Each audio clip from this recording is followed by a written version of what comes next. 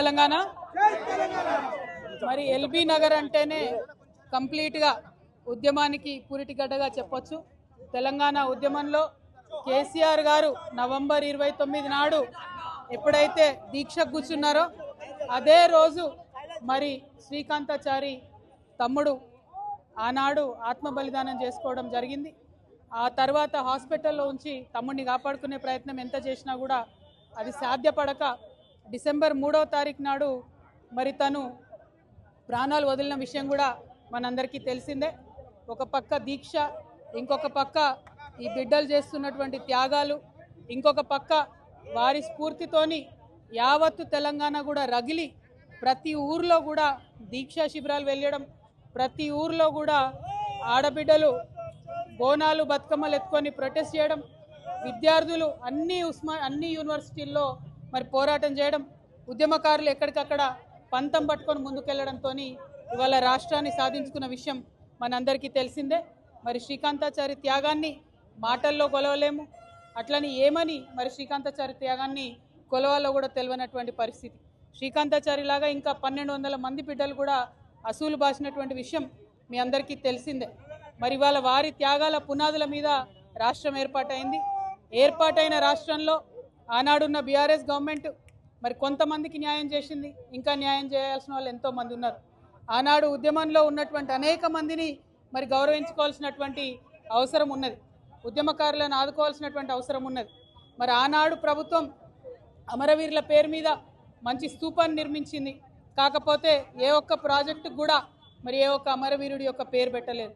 మరి ఇప్పుడు కాంగ్రెస్ ప్రభుత్వం వచ్చింది, వాళ్ళు అదే చెప్పొచ్చిండ్రు, మేము అమరవీరులను గౌరవిస్తామని చెప్పిండ్రు, కానీ రాజీవ్ గాంధీ పేరు, ఇందిరాగాంధీ పేరు, ఆఖరికి మన్మోహన్ సింగ్ పేరు పెడుతున్నారు, కానీ ఏ ఒక్క పథకానికి కూడా శ్రీకాంతాచారి పేరు పెట్టాలన్న మనసు మరి కాంగ్రెస్ ప్రభుత్వానికి వస్తలేదు, ఆనాడు బీఆర్ఎస్ ప్రభుత్వానికి కూడా రాలేదు।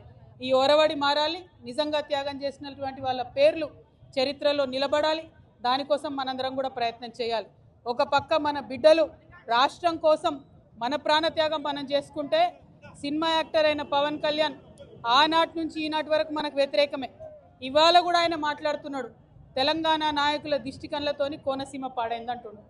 మనం ఎన్నడూ దిష్టి పెట్టలే, కోనసీమ బాగుంది, కోనసీమ ఎట్లుందో అట్లా తెలంగాణ కావాలనుకున్నాం తప్పితే ఏనాడు కూడా తెలంగాణ బిడ్డలకు మనస్సు చిన్నగా ఉండదు, పెద్దగా ఉంటుంది, పెద్దగా ఆలోచిస్తాం। మేము ఇప్పుడు కూడా చెప్తా ఉన్నాం, పవన్ కళ్యాణ్ గారు మా రాష్ట్రం ఏర్పడి 12 సంవత్సరాలైంది, ఈ 12 సంవత్సరాల్లో మేము ఎప్పుడు కూడా ఒకటే మాట అన్నాం, జై తెలంగాణ జై ఆంధ్ర అన్నాం। తెలంగాణ ఎంత బాగుందో ఆంధ్ర కూడా బాగుండాలన్నాం। నేను ప్రత్యేకంగా లోక్సభలో నిలబడి ఆంధ్రకు ప్రత్యేక హోదా కూడా ఇవ్వాలని అడిగిన। మేము తెలంగాణ వాళ్ళం ఎప్పుడు కూడా పక్కోంది గుంజుకోవాలని చూడం, పక్కోడు బాగుంటే మా కళ్ళు మండయి, మేం బాగుండాలని కోరుకుంటాం తప్పితే పక్కవాడు చెడిపోవడాలని ఎప్పుడు కోరుకోలేదు। మా ఉద్యమంలో ఒకవేళ మేము అట్లా కోరుకున్నట్టయితే ఉద్యమ స్వరూపం వేరేలాగుండే, మా బిడ్డలు ఆత్మ బలిదానాలు చేసుకున్నారు తప్పితే ఒక్క పరాయి రాష్ట్రం వాడి వ్యక్తి మీద కూడా చెయ్యి ఎత్తలేదు మేము ఎప్పుడు కూడా।